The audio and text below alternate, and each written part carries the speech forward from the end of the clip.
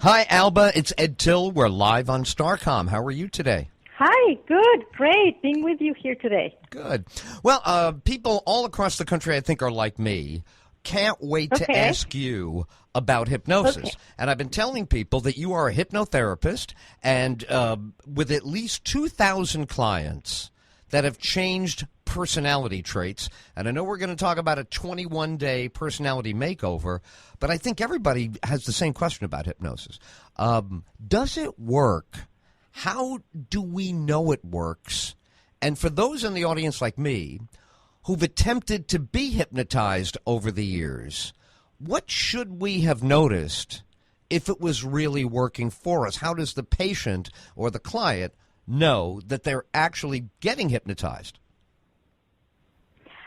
It's very funny because sometimes when I put somebody in hypnosis, I say, close your eyes, relax, and I do a progressive relaxation.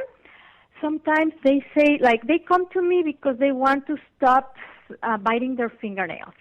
So I say to them, you stop your biting your fingernails because you hate it, the fingernails are disgusting, so every time you have this urge of biting your fingernails, your hands will feel heavy, something like that. And then when I wake this person up, he says, well, I heard everything you said, and I'm not sure if I was hypnotized.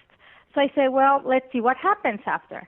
And then they call me and they say, it's so funny because I didn't feel I was hypnotized, but I cannot bite my fingernails anymore. That's case number one. Case number two, I have a second client. He comes, he wants me to help him stop biting the fingernails, and he goes very, very deep into hypnosis. Mm-hmm. And then I say the same things that I said to the first guy. And then he says, well, I was very deep, but I still bite my fingernails. So then I have to keep on asking more questions. And this has happened to me several times. I ask him, for example, why do you bite your fingernails? And then they say, oh, because I'm very stressed out. And then I said, what makes you? I asked them, what makes you be stressed out? Oh, the deadlines at work. Tell me about that. And then they say that the deadlines get worse because everybody's giving them extra work and they don't know how to say no. Mm. So then I have to be kind of like digging deeper, and then I work on the how to say no, and then they stop biting the fingernails. You know what I mean? Got it. So what happens when you're hypnotized that allows a post-hypnotic suggestion to get in there and work? What's actually going on with the patient when they're hypnotized? When you are hypnotized, your brain waves are in a light state of sleep. So right now, suppose that you're awake right now, and I tell you, Ed, 5 times 5 is 100. You have a little voice in your head that is very aware and says, no, I know it's 25. But then when you are in a light state of hypnosis, that voice that is always reacting to make sure that whatever is going on around you makes sense, that little voice is a little sleepy. So then if you're sleepy, and I say, that 5 times 5 is 100, and I repeat it over and over, at some point you're going to open your eyes and say, what was it? Was it 25? Was it 100? And that comes to every belief. So it's actually a state of you're conscious, but you're also asleep? Half asleep. If you're completely asleep, and I say that to my clients, if you're falling asleep when you're listening to my hypnosis, it's not working because then you're in dreamland. Okay. So I'm just trying to get a handle on, so what kind of sleep is it that you induce in order to get that suggestion in? It's half asleep. Like, for example, when you're in the passenger seat and somebody's driving, and you're staring at the landscape, right, and you start kind of like dozing off. Right. That's hypnosis. Oh, okay. So that dozy effect. Now, is it simple? Is it really a simple process to get somebody into that state? Pretty easy, or is every personality different? A little bit of both. for example, if I teach you how to put somebody in hypnosis, you can do it. You just say, for example, stare at something high in the wall and keep on staring, and your eyes will naturally start getting tired, and you start getting the symptoms of being hypnotized. Those symptoms are, you take deeper breaths, you need to swallow, and your eyelids start like flickering. You need to close your eyes more often. That tells me that you're already in a light state of hypnosis. So people who come who are very extroverted, the moment I say relax, they just fall asleep on me, like right. when they're very extroverted. Now, what do you do with a real stressed person who's having trouble relaxing? I explain them beforehand. I say, look, in your brain, there's this little organ called the amygdala. The amygdala is in charge of keeping you safe. You're in a strange office with a strange person. It's very hard for you to relax when I'm telling you to relax. And they agree. They say, yeah, I'm nervous. I don't think I can close my eyes and just let go completely. Right. But I'm recording that for them. And I say, well, I want your amygdala to know that even when you don't trust me right now, I'm going to give you a recording, and you will know that I don't slap you or I don't ask you to give me your money or something strange. I just say, you know what? I want you to get well in whatever you want to work on. So they say, okay, I'm having a hard time relaxing, but I'll do what you're telling me. So I tell them, just be quiet, let me do my recording, and then take the recording home. And in the well-known environment, it's very easy for your amygdala to say, okay, I am safe, I can relax. Okay. Now, what are the limits of what you can suggest to them? I mean, does it have to be something like nail biting, smoking, one of these troubling but kind of minimal activities? Or can you really get in there, we were saying before, and change personality traits? If they want to, I can help them to. For example, if you come to me and I say, hey, Ed, you know what? I think I should prefer that you speak slower or something like that. You would say, you will open your eyes and say, no, I like the way that I speak. Or if you come to me for one thing and I tell you, oh, by the way, you need to lose weight, you're going to open your eyes and say, no, this is not what we agreed upon. So the mind loves keeping its integrity. And people, you've seen those hypnotists, stage hypnotists that people go up and then they start barking and they start doing crazy things. Right. They know it's safe. They go and they do it and they know it's safe. That the worst thing that can happen is making a fool of themselves, and it's part of the fun. But when they come to my office, before I hypnotize them, I say, hey, I'm going to tell you that you feel beautiful. I'm going to tell you that you feel this and that and that. Are you okay with that message? And they say, sure. But what if I say something that they don't like? For example, you know what I did one day by accident? I changed the person's name. Oof. So suppose that I'm hypnotizing you, and then I call you Julian by accident, right? Right. And then I'm like, oh my gosh, I just called him Julian. That's horrible. So then when I wake you up, I said, Ed, I'm so sorry. I called you Julian because my previous client's name was Julian. I apologize. But then you know what happened? I made him another hypnosis with his real name, and I gave him both recordings.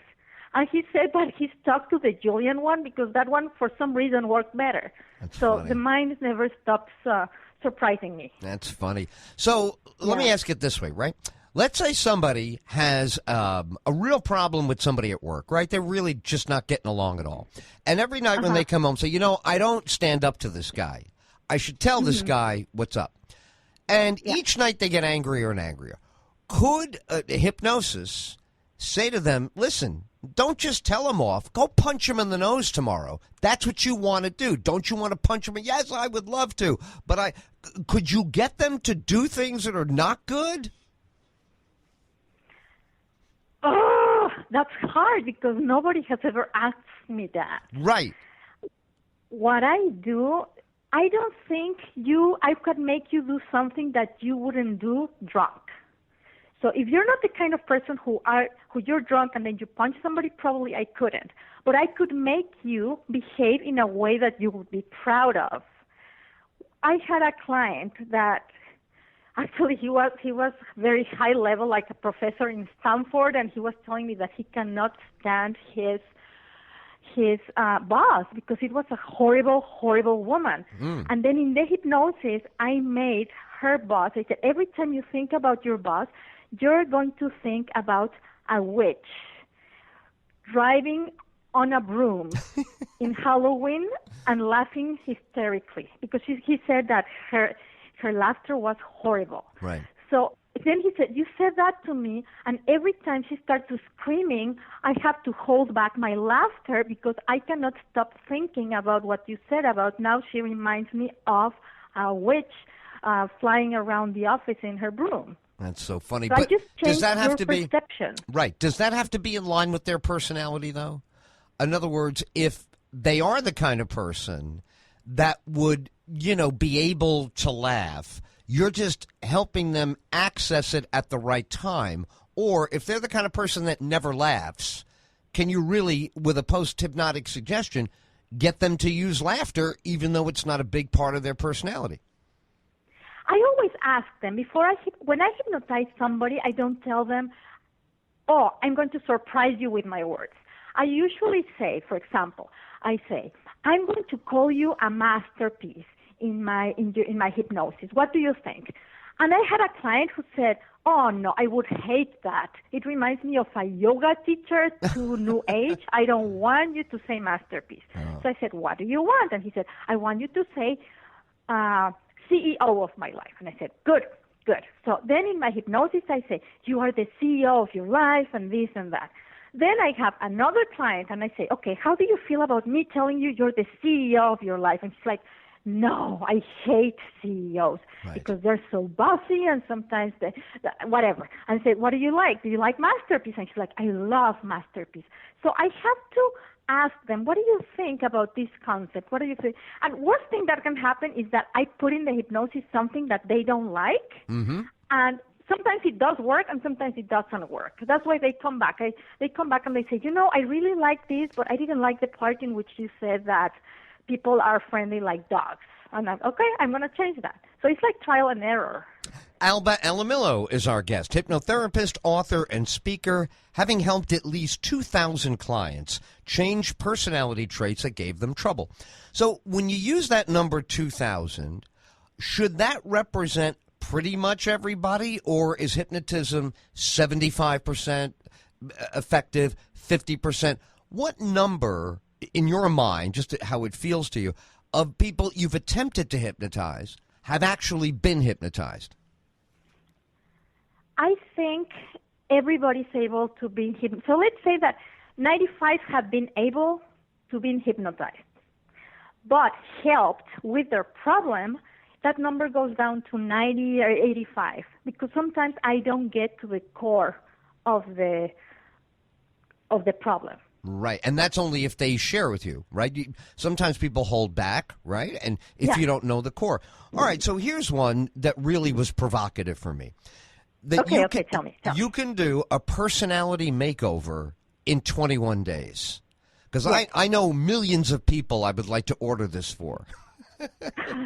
I know a lot of people. Book. Yeah, I know. It's in my book. Tell me. But yeah. What? I said, go ahead and tell me, how can you do a personality makeover in 21 days? Okay. I call it an intervention. Suppose that there's some behavior that you don't like. I'm not going to change everything about you. I'm just going to change something that you don't like. That, for example, when you get home, you become very snappy. And in the morning, you wake up grumpy. So those are the two things that you want to change. Before bedtime, I give you a hypnosis in which I tell you, Ed, when you come back from work, you take deeper breaths and you feel calm. You know that some people there are going to try to be pushing your buttons, but you know better. So I kind of prepare you in advance. That's before bedtime. You're already in the natural state of hypnosis. Then, morning, lunch, and dinner. you have to take your medicine. Your medicine is you have to read a paper that says, after work, I'm very calm, I'm very positive. So the same thing that I'm telling you through your ears before bedtime, you're going to read it morning, lunch, and dinner. So am I being rehypnotized each time I listen to this, or just the first time, and then all of these are reinforcements? All of them are reinforcement and a little bit of hypnosis and a little bit of reinforcement. It's for you to stop the pattern that you had before. Before, you already have a pattern that, when I wake up in the morning, I'm grumpy. When I come back from work, I'm grumpy. But then if I'm reminding you 3 times a day and then the 4th one before bedtime, you break that pattern, because the moment you think, I'm home after work, I'm time to get grumpy, there's another voice that is going to pull you out and say, no, put yourself together. Remember what we've been working on. Got it. Now, you have to do it to see it, because that's when people say, I don't know what happened. I just didn't feel angry anymore. Right. So you go in for a session, you get hypnotized, you bring the recording with you, and you play that recording 4 times a day. No. You read, I give them a paper too, like the same thing in the recording, I write it down for them. So then they have to read the paper in the morning, lunchtime, dinner time, and before bedtime, listen to the recording. And it's before bedtime because then you want to sleep after that. You're so relaxed that you don't want to get out of bed anyway. Now, I want to ask you how you came up with the title, The Dark Side of the Mind. The dark side of the mind is the part of your mind that doesn't want you to know. It's something that your mind doesn't want you to know. It's about self-sabotage. Your mind doesn't want you to know that she wants to sabotage your success, because the subconscious mind is terrified of change. So every time you want to change something, there's one part of your mind that says, no, I'm going to sabotage you. Why? Because I'm terrified of change, because change is a threat to my survival. So the moment you know what you want to do, we all know we want to lose weight, we want to eat better, we want to do lots of things. But we don't do that because we define ourselves as somebody else. For example, you want to lose weight, but you call yourself fat. The person you are defines your behavior. Am I making sense here? You are, but I do have to ask here. Don't you have to say, yes, I am fat before you can get skinny? Because it looks to me like, right? So you do have to face it. So how do you face it but not believe it? Or you even that's tough, because you do have to believe before you begin the weight loss. You have to believe that you are fat, right? Yes. That's why you're going on a diet. Fat, the moment you define yourself as fat, and you get angry at yourself for being fat, and you hate yourself for being fat, right, you have this pull to prove to you how fat you are. But if you say, I am fat, but I refuse to be fat, and I'm committed to myself to be thin from now on and to do this and to do that, then you're taking another approach. So yes, you have to be realistic, but also you have to switch gears, because your subconscious mind doesn't know. If you start calling yourself fat, even if you're thin, you're going to start eating more just to prove yourself right. Really? And not see, the thing is, you can help me understand this, right? If you hear it out loud that you're fat, that fat word is what stops you from eating the cookie. No cookie, I'm fat. I don't get a cookie, I'm fat. No ice cream, fat. That's what it would seem to me. That's the benefit of calling somebody fat. So they don't think that they're okay. They don't think they can stay the way they are. You're saying the subconscious is going to try to prove the criticism? Yes. How is that? You would think that people's instinct is, I'm told I have a problem, I want the opposite of that. What is it about people that would make them buy into the criticism? Why did they accept it? Why, yeah. What? I was going to say, why do they accept it? In other words, I understand what we want them to do is lose weight. Mm-hmm. But I hear in the word fat that's a put down of the way they are. It's a motivator to stay away from the Oreo cookies. Yes, that it can happen that way. But if you keep on calling yourself fat, right, you gravitate towards the cookies. You eat the cookies, you feel fat, and you're like, darn, I shouldn't have eaten the cookies. And then it's like a loop. It's like a vicious cycle. The Right. more you call yourself fat, the more you gravitate to the cookies, and the harder it is for you to stay away. The moment I say to my clients, okay, think of you not as somebody fat, but as a picky eater. You're a picky eater. You eat like a bird. Your stomach is very small. Right. And I want you to realize that as your new reality. The moment they see the cookies, instead of saying, oh, I'm fat, and that makes them gravitate towards the cookies, they say, okay, I was fat because I knew I was fat, but now Alba has told me to change my outlook. I think like a picky eater. Those cookies are not that good anyway, and my stomach is very little. Then they try the cookies, and they're actually not that good. They feel full after having a bite of them, and they just stay away from them. Now, but it's like the way right, you believe you are, it's right, like a magnet. Sorry. Tell no, me. I got you. So how do you believe this works? What actually happens inside people that it would all fall in line like that? I do want that desired goal, but it really is that simple? That, I mean, it sounds like there's a lot that would have to change in there. Appetite would have to change. Eating habits would have to change. Even what tastes good to the bite, when you bite it, has to change, right? Yeah, the thing is that, look at this, and you will agree with me on this. The love we have for food is perception. Suppose that I bring you a donut. What's your favorite food? Cheeseburger.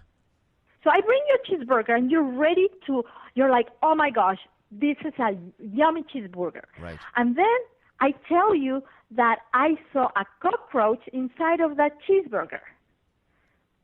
You will probably say, oh my gosh, I don't think I want that cheeseburger anymore. Right. Why? Because you see the cheeseburger as something different, as it's not as good anymore because it had a cockroach there. Right. But so what I do with people is I say, the donuts that you want to have, the things, they're not as good because you don't like them anymore. I can do food aversion. Like, for example, I can put a imaginary cockroach and then they will hate it forever and they won't have that food again. But I can do it kind of low-key, in which I say, you eat very little and you can do this. And that's easier than be relying on willpower all the time. Well, now you got to my next question, but just to finish up on the cheeseburger, right?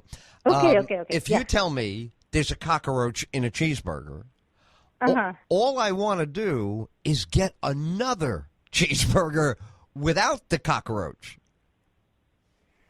Sometimes people, after that, they get so disgusted that just thinking about cheeseburger say, yeah, I don't feel like having a cheeseburger anymore. Right. But you can feel you can want another cheeseburger. In my case, I've seen people that say, cheeseburger reminds me of cockroaches. I don't want to do it. Like, one day I ate a guava with worms.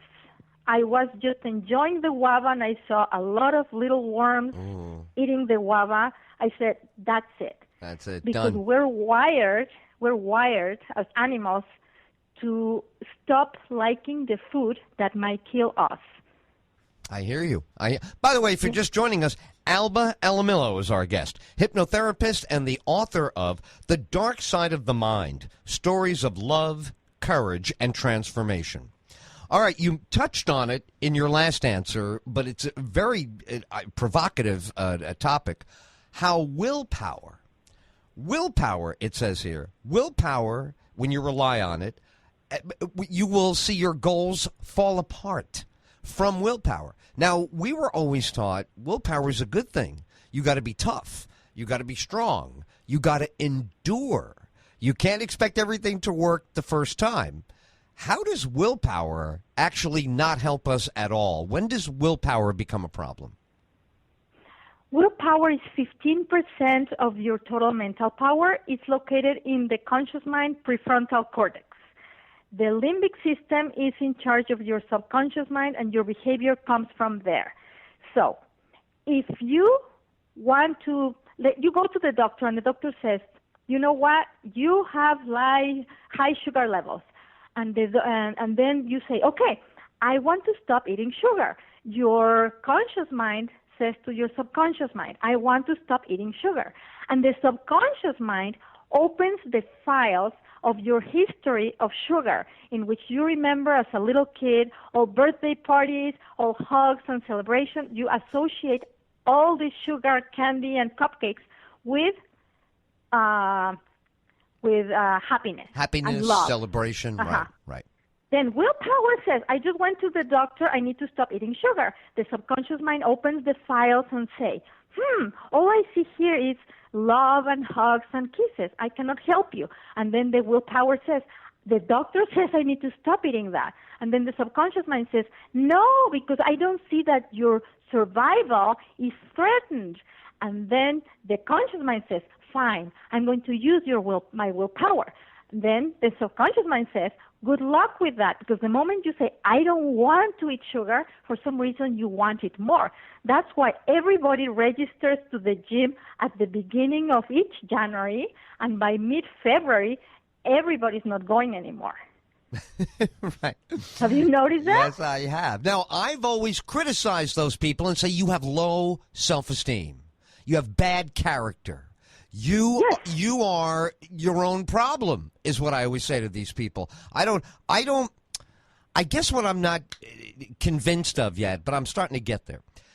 If you want to do something that's right for you, but you enjoy the thing that's wrong for you, how do you stop enjoying in order to make the change? Cookies, food, relationships. If there's something in it that you enjoy, but the consumption of it is getting you into a problem, how do you change the response that you like the taste of the cookies, or you like hanging out with those people early in the evening? You just don't like staying out with them too late at night. But the reason you get into trouble is because you actually enjoy something. Mm-hmm. You use words, okay? You use words to define something. You use words to say Oreo cookies are good. Using your words a lot will trigger an emotion. An emotion will trigger a behavior. People in Cambodia love fried tarantulas, Ed.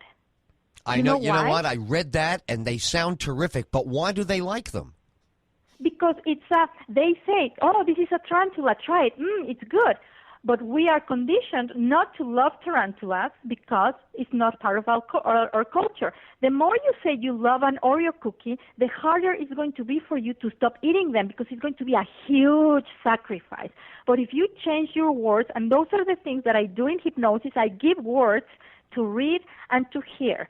And then words change everything. The moment you start saying over and over and over, I hate Oreo cookies, and I know I can do this, that's what builds the character. In the subconscious mind, it's the character, not in the willpower. Good for you. All right, let me go to this next one here. I love, because this is going to help. This will help everybody. There's not one person in the audience that doesn't have this situation.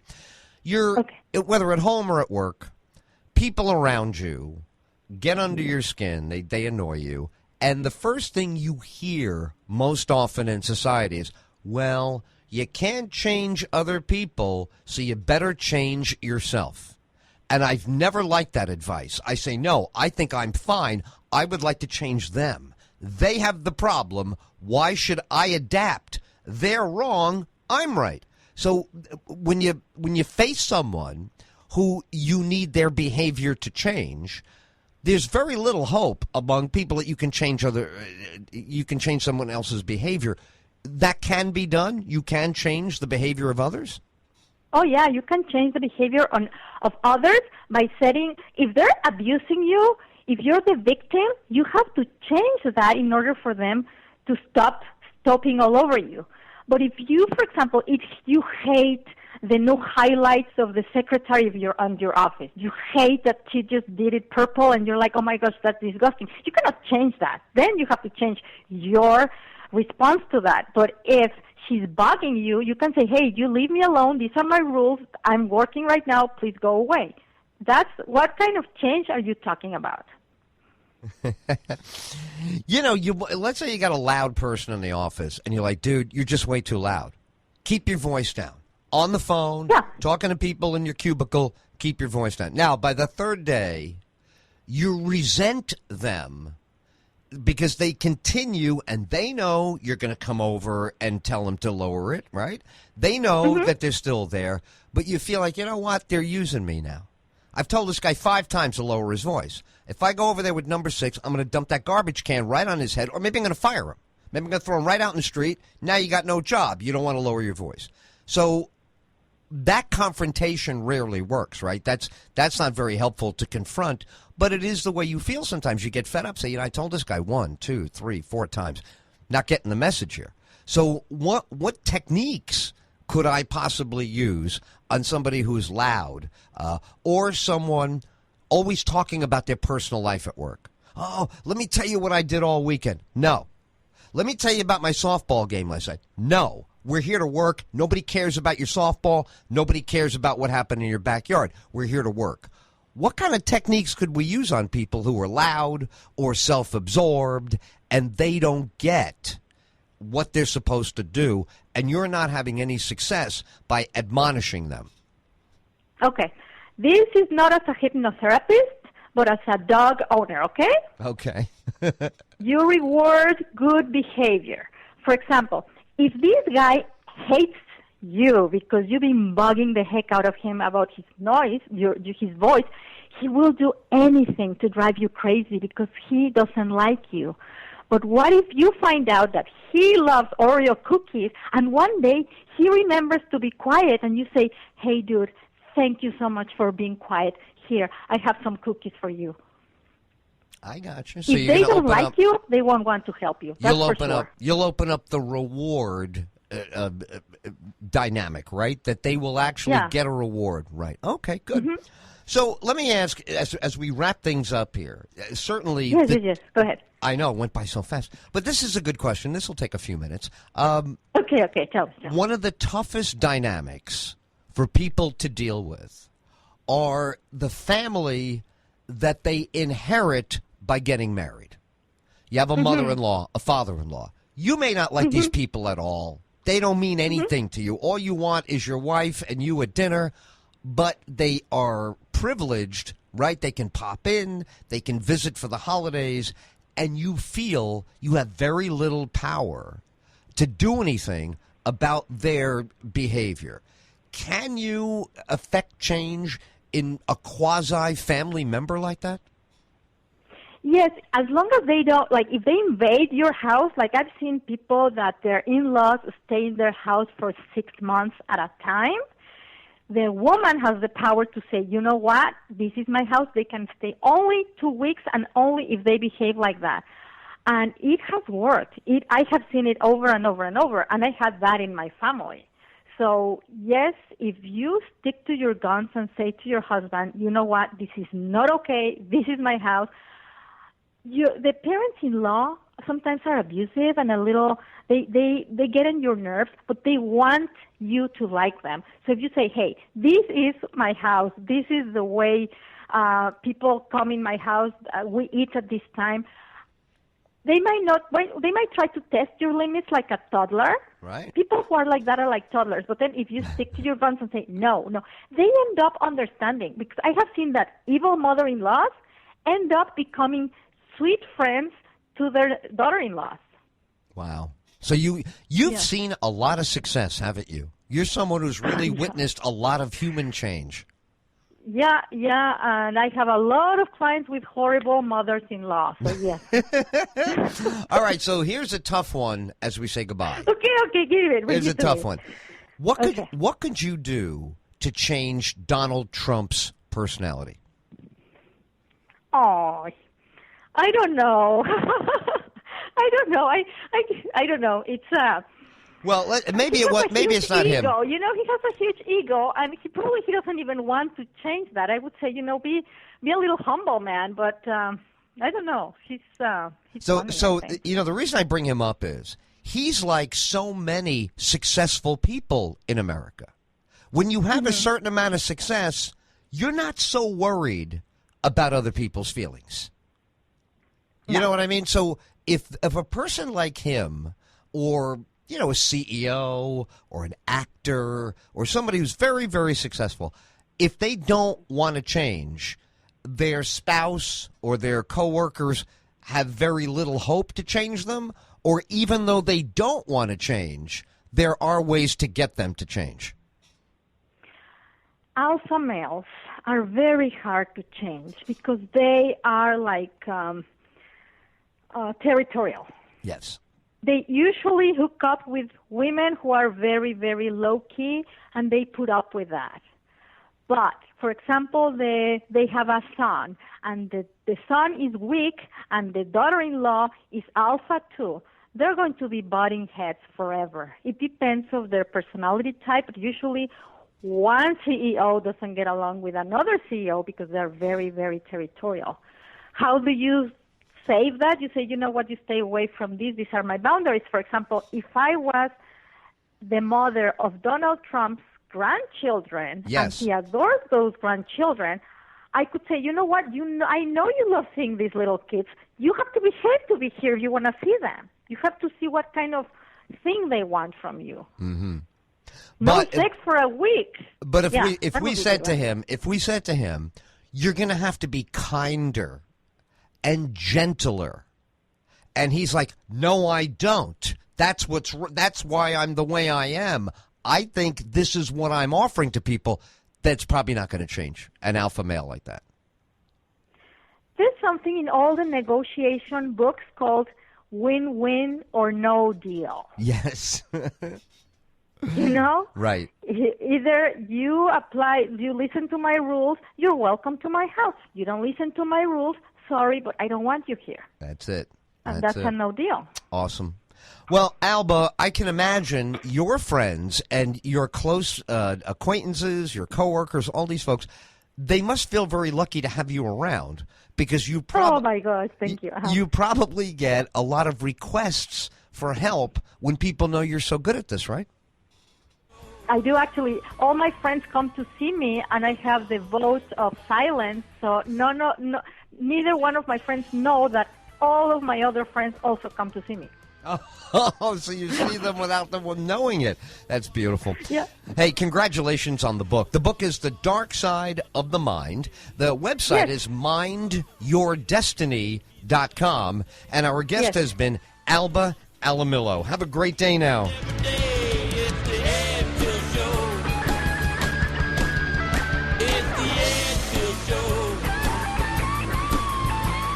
Come on.